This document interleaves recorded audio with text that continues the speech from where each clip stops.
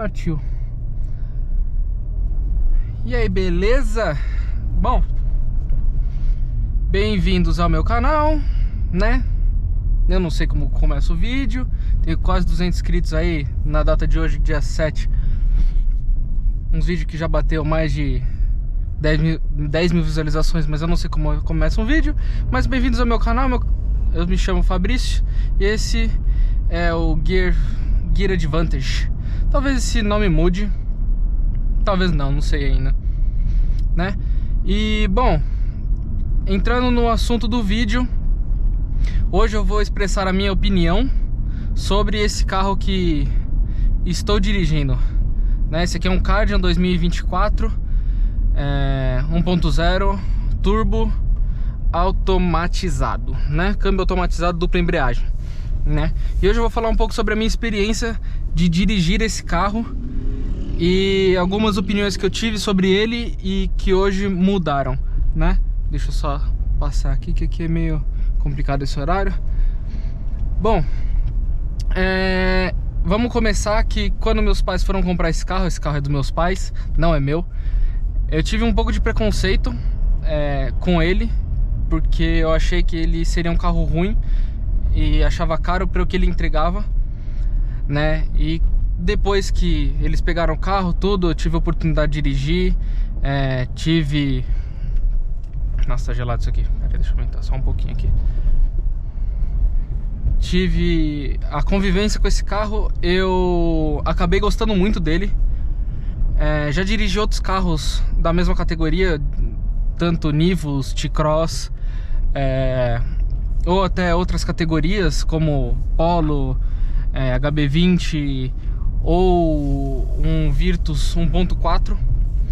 E como eu queria falar um pouco sobre a minha opinião desse carro, esse carro pra mim é sem dúvida o melhor carro da categoria atualmente. Não é querendo puxar saco da Renault, mas eu acho que eles acertaram muito nesse carro. E eu acho que ainda tem muito potencial que eles poderiam ter nesse carro. Então, por exemplo, esse carro tem um motor 1.0 turbo, sim, mas a Renault também tem um motor 1.3 turbo, né, que vai sair agora no Boreal, que saía na Captur, não, na Duster, né? Só que na Duster ele saía com o câmbio CVT, que eu acho literalmente um desperdício para a utilização desse motor, né? Motor turbo alimentado num câmbio CVT é um desperdício, porque você tem muito torque e você tem que capar torque por conta do câmbio. Mas aí até tudo bem, é um carro de conforto, né? Beleza. Então, eu acho que esse carro poderia sim ter uma versão RS, como teve no Sandero RS, né? A dinâmica de dirigir esse carro, mesmo que seja no modo civilizado, é muito gostoso, né? Ele tem esses bancos que são bancos concha, né? Não são 100% concha, mas eles te agarram muito bem, né? O banco de tecido no meio com as abas aqui em cima em couro, para não ter um desgaste muito elevado, né? Então quando você entra e sai do carro, onde você apoia o braço tem couro, né? Para não desgastar o tecido. E onde você senta no banco, ele é tecido porque ele te agarra, né? Então ele não deixa você deslizar como um banco de couro, por exemplo. E na minha humilde opinião, eu prefiro muito mais um banco de tecido que um banco de couro. Aí vai de gosto, né? Mas o banco desse carro é muito bom, né? As primeiras vezes que eu tive a oportunidade de sentar no banco desse carro, eu achei ele um pouco duro, né? Mas depois eu acabei acostumando, né? Uma espuma um pouco mais rígida mesmo. Mas só ver se eu não vou matar nenhum motoca.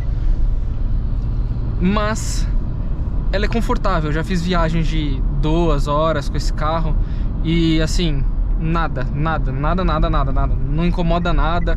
É confortável. Você chega bem.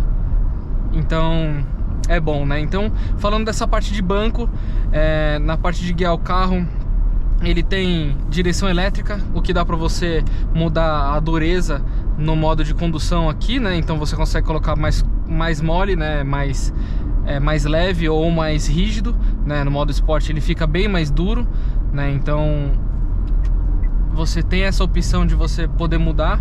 Você tem alguns modos de condução aqui, como o MySense, que é quando todas as vezes que você liga o carro, ele entra nesse modo. Você tem o Sport e tem o Eco, né, que deixa o carro mais fraco mesmo, né? Isso é normal. Mas entrando no Sport, o carro fica bem mais arisco, né? Ele tem...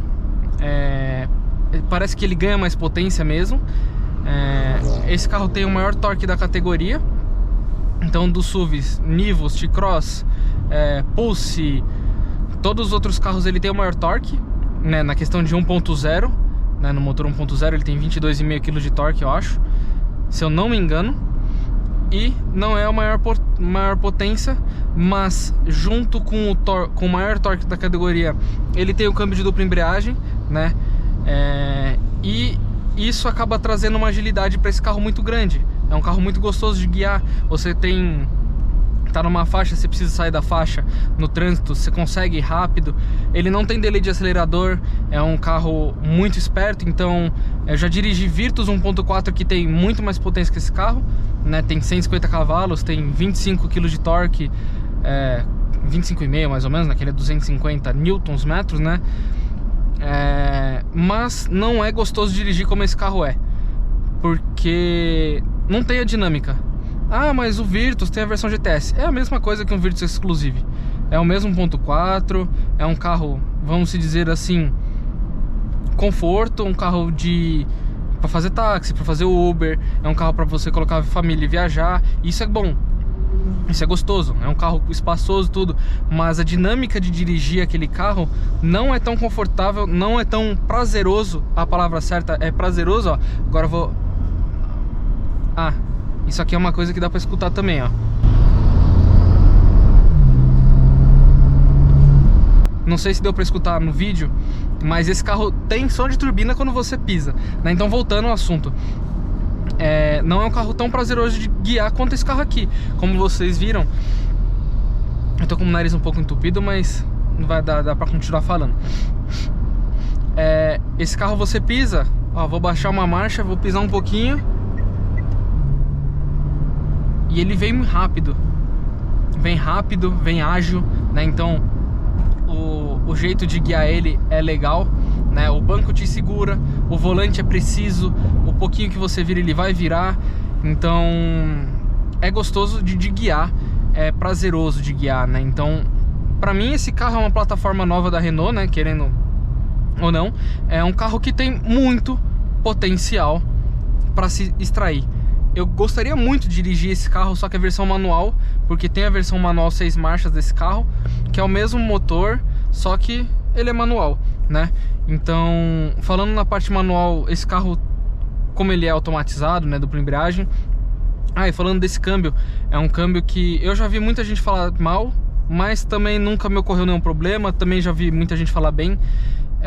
Descobri recentemente que quem fabrica esse câmbio desse carro e o câmbio do Boreal, que é o novo carro da Renault, né, que é com motor 1.3 turbo, é a Getrag, que é a mesma produtora de câmbios que fabricava para BMW antigamente. Então, querendo ou não, ainda assim é um nome muito respeitado no mercado e é muito bom.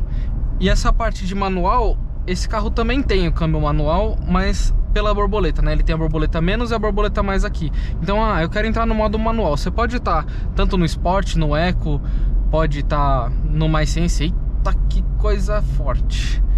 Acho que vai chover. Então, aqui para entrar no modo manual é muito fácil. Você segura aqui o botão do mais por um tempo e ele já entra aqui, ó, no M.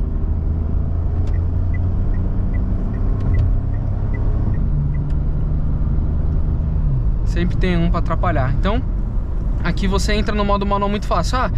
Cansei do modo manual, vou colocar no modo automático normal. Pronto, você segura o botão mais um tempo e ele volta pro automático convencional e você anda normalmente, né? Então, de guiar, esse carro é isso. O ar-condicionado é muito bom, né? Ele gela bem. Mas a parte que eu mais gosto desse carro, apesar dele ser um ar-condicionado digital, eu sei exatamente o que ele está acontecendo. Então aqui eu tenho um painel com a velocidade, eu tenho um painel com a temperatura. Se eu quiser apertar aqui, ele vira automático. E aqui eu tenho um painel com as saídas, né? Então desde saída para baixo, saída para cima, saída para frente. E isso é normal, beleza, né? Aqui tem a parte de ligar e desligar o ar-condicionado, se você tá no frio e não quer ligar o ar-condicionado. E aqui a parte de fechar a entrada de ar de fora, né? É muito fácil, é muito ergonômico essa parte, porque aqui no ar-condicionado você quer mexer, tô com calor, você vem e reduz aqui. Tô com frio, você vem e aumenta a temperatura aqui para, por exemplo, 22 graus. Beleza. Então aqui você não tem que você ficar mexendo, ou por exemplo, meu pai tem um aval alugado da empresa. Você tem que vir na tela, clicar, mexer na temperatura aqui. E quando você tá na estrada, você tá no anda e para da cidade, ou tem muito congestionamento, tem muito carro, acaba sendo alguma coisa que vai te distrair e vai poder te causar um acidente mais feio, não alguma coisa que você vai perder sua como que eu posso dizer, você vai perder seu foco na frente, né, lá pra frente, ou você vai acabar se distraindo, né, porque querendo ou não você vai ter que mexer numa tela, e eu não gosto disso. Então essa parte de ser digital, mas ainda assim trazer meios analógicos, que é botão, você girar ou você apertar um botão, eu acho que ainda assim é muito bom, né, porque botão é vida. Então você clicou, você sabe o que aconteceu, você clicou, você tem a sensação tátil. Então pra mim é perfeito, né? Então a ergonomia desse carro pra mim é maravilhosa. Esse carro não é o mais novo, então ele não tem o painel completo, né? Aquele painel que vem no HUD todo aqui, né, no cluster. Ele tem um painel menor e a multimídia também é menor, né? É um multimídia que não tem o melhor desempenho do mundo, né? Mas é uma multimídia que funciona. Ela tem Android Auto e Apple CarPlay sem fio. Então o meu celular aqui, ó, tá funcionando com Android Auto, né? E tem carregador por indução aqui embaixo também, né? E saída de ar para o carregador de indução. Ah, mas meu celular não tem carregador por indução e eu quero usar um cabo para usar o Android Auto. Você pode, né? Você pode fazer isso normalmente. É só plugar aqui no USB convencional. Nesse caso, nesse carro, eu não sei nas versões mais novas, mas esse carro, apenas o USB convencional que funciona o Android Auto e o Apple CarPlay por cabo, né? É via cabo. Deixa eu mudar isso aqui pro modo mais sense normal, porque no trânsito ele fica com giro alto no Sport, e aí não é legal. Aumentar um pouquinho a temperatura, que tá meio gelado. E ele tem um USB-C aqui que serve para só carregar o celular. E atrás, no banco traseiro aqui, né, onde deveria ser a saída de ar para o banco traseiro, aqui no meio do console, ele tem mais 2 USBs para quem está atrás, né? Então se você está viajando com mais pessoa e quer colocar algum outro celular para carregar, você pode, né? Isso é muito bom. E assim, falando em conforto, esse carro é legal. Eu acho que o isolamento acústico dele podia ser um pouquinho melhor, mas eu entendo, por ser um carro pequeno, tem um isolamento acústico não tão bom quanto gostaria. Ele tem sim borracha dupla na porta, né? Mas, por exemplo, eu tava voltando de Sorocaba com esse carro a 120 por hora na Castelo, porque, querendo ou não, um carro que tem desempenho para isso, ele consegue, e ele vai bem, né? Então você pode colocar no piloto automático. Esse carro tem o piloto automático adaptativo, né? Não anda e para, mas ele vai até 35 km por hora, se eu não me engano, né? Então ele vê o carro da frente, ele se mantém na mesma velocidade do carro da frente. Se o carro da frente freia, ele vai freando também. Se o carro da frente acelera, ele acelera até a velocidade que você programou. Então isso funciona, é legal. Tem câmeras em todos os lados. Isso, quase atropela o ciclista, né? Então, para parar em casa, eu uso muito essa câmera, né, do retrovisor, que funciona bem e não deixa pegar guia também, né? Então, é um carro muito bom. A potência dele é satisfatoriamente boa. Então, por exemplo, você vai pisar aqui, ó, ele te responde. Você precisa trocar de faixa, ele é ágil, né? Então, preciso vir pra cá, ó, vim pra cá, ele volta, ó. A agilidade dele é muito boa. E agora eu coloquei no Mais Sense e ele tá com o volante um pouco mais leve. Então se você coloca no modo Sport, a responsividade do volante é melhor ainda, né? Mas é um volante confortável, ele tem as abas aqui para você apoiar a mão aqui e dirigir numa estrada, por exemplo. Ou você dirige assim no dia a dia, como eu gosto de dirigir. Eu gosto de apoiar os dedões aqui nessa parte do volante, né, onde eu me sinto confortável. E é isso, né? Ele tem comandos no volante com a parte do painel, né? Então aqui eu posso mudar algumas coisas, que eu posso deixar só o velocímetro, ou aqui eu posso deixar também a parte de controle adaptativo, né? Então do ADAS. Aí eu posso voltar.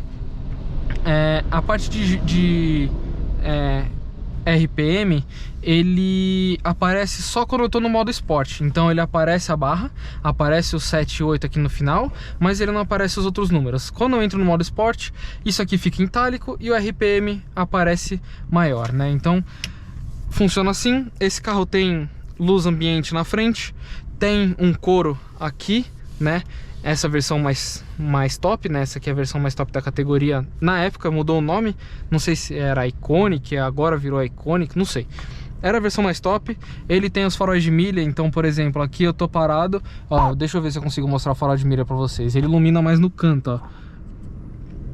Acho que dá pra ver sim. Ele tem os faróis de milha bem embaixo. Os faróis da frente são de LED, iluminam muito bem. A lanterna não é LED, mas não tem necessidade, né? Ficaria um projeto muito caro para você colocar um LED num carro desse. Mas é muito bom também. Eu acho o carro fenomenal assim. Acabei gostando do carro em quesito de estética, né? Um carro bonito, um carro diferente. É um carro que a Renault trouxe diferente, projetou novo, né? Então ele tem uma estética diferente, uma estética mais moderna, né? É diferente de um Duster, que se você for comprar um Duster na Europa hoje, ele tem a versão nova, mas ele continua parecendo o mesmo Duster, ou um Sandero na Europa, né? Ele também existe, né? Deixa eu ver se o cara vai parar pra mim. Parou. Agora é minha vez de subir, né? Então esse carro tem 10.500 km. Eu que virei 10.000 km com ele. Eu tenho uma foto, eu posso colocar aqui pra vocês no vídeo. Mas não é um carro econômico. Vou ser bem sincero pra vocês, não é um carro muito econômico. A gente anda com esse carro na gasolina apenas, né? E esse carro em 1.315 km ele está fazendo 9,5 km por litro, sendo que 250, uns 300 km mais ou menos foi rodado em rodovia, né? Então com velocidade constante, sem muito ando e para. Mas no dia a dia esse carro é bem gastão, querendo ou não, ele faz uns 8. Não é o carro mais econômico, já vi como, por exemplo, um Polo TSI automático, um Virtus 1.0 automático, né? Então é um carro mais econômico desses motores da Volkswagen, mas não tem a dinâmica que esse carro tem, né? Um carro mais alto. Eu consigo ignorar alguns buracos, algumas valetas, como eu ignorei ele atrás, que era aquela valeta de passar água assim na rua, né? E dá pra dar uma ignorada. Mas no mais é isso, né? É uma opinião minha. Se vocês assistiram até aqui e tem mais alguma dúvida que queira perguntar, eu faço um outro vídeo respondendo, né? É uma opinião minha, uma avaliação minha desse carro.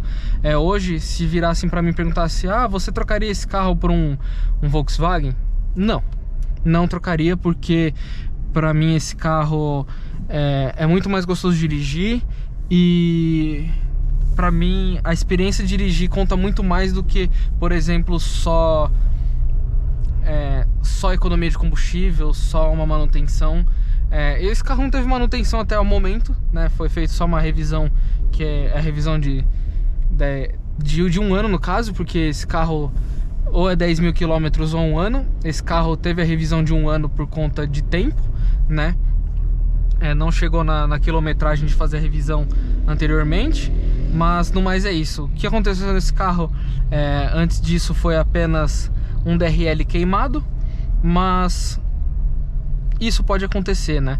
Como a gente da área de tecnologia chama essa parte de componentes eletrônicos, a gente chama de loteria do silício. Então pode queimar, pode não queimar, pode durar 20 anos, como pode durar 2 meses. Então como estava na garantia, o carro voltou, né? Foi pedido uma nova peça, e a peça que estava no carro foi devolvida para a fábrica ter de estudos para entender por que queimou uma peça nova, né? Querendo ou não, é uma peça eletrônica nova que ela é feita para durar pelo menos 3 anos, né? É um LED, né? Então tem que durar mais tempo. Mas é isso, né? Mas é um carro gostoso de dirigir, o banco te abraça, dá pra fazer curva.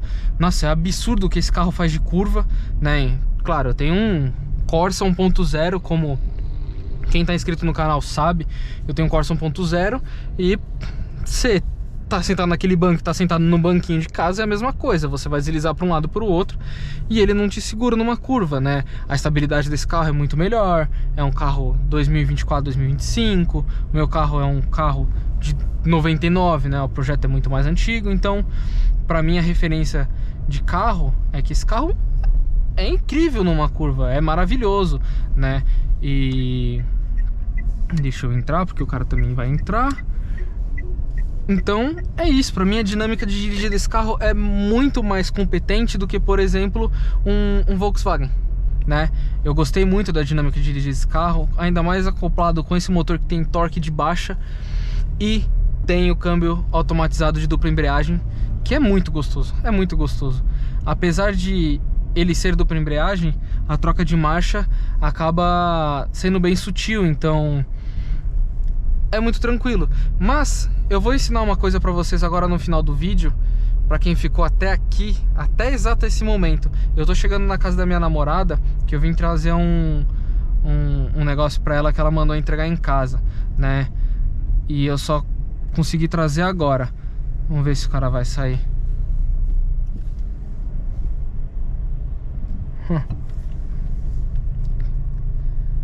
Né? O que eu vou ensinar para vocês é muito importante para vocês terem de base esse câmbio, não terem de base, mas saber manusear esse câmbio e que não haja problemas, né? Então, principalmente um câmbio automático, né? Quando você para o carro, vai puxar o freio de mão nesse carro, é freio de mão eletrônico, então quando você puxa é só no botão, né?